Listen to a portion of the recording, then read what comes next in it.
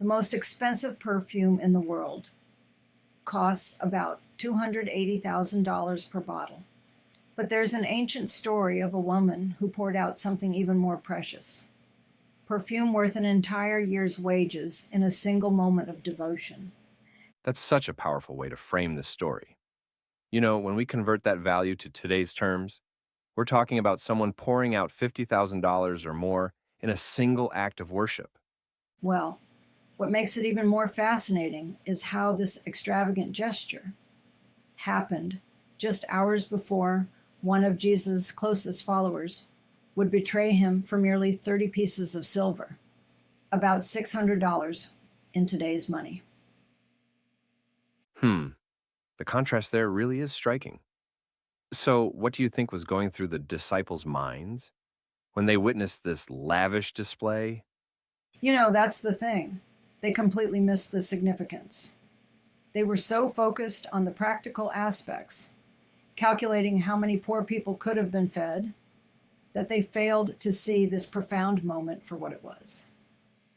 Well, it reminds me of how people often react to seemingly wasteful expressions of devotion even today, like when someone gives up a lucrative career to serve others.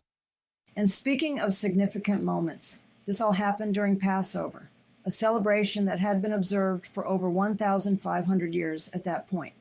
But Jesus was about to transform its meaning entirely. Right. And the timing couldn't have been more perfect. The Passover lamb that saved the Israelites in Egypt was about to be fulfilled in a way that would change history forever.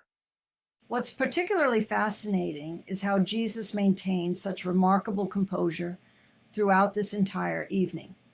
Like here he is, knowing Judas is about to betray him, yet he's sharing bread with him at the table. The psychological weight of that moment must have been incredible.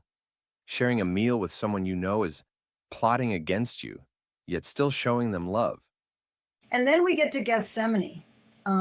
Did you know there's actually a medical condition called hematohydrosis, where extreme stress causes someone to sweat blood? It's incredibly rare, documented only a handful of times in medical history. That detail really brings home the intensity of what Jesus was experiencing, and yet his closest friends couldn't even stay awake to support him through it. Well, what strikes me most is his response to their failure. Instead of anger, we see this incredible compassion. The spirit is willing, but the flesh is weak. Even in his darkest hour, he's showing understanding. That level of grace under pressure, it's almost superhuman. And yet, the text shows us his very human struggle too. You know what's really mind blowing? This whole evening was essentially rewriting human history, but in the moment, it probably looked like nothing more than a series of failures: betrayal, denial, abandonment. That's exactly what makes this story so powerful. How something that appeared to be falling apart was actually coming together exactly as planned. And the ripple effects are still felt today.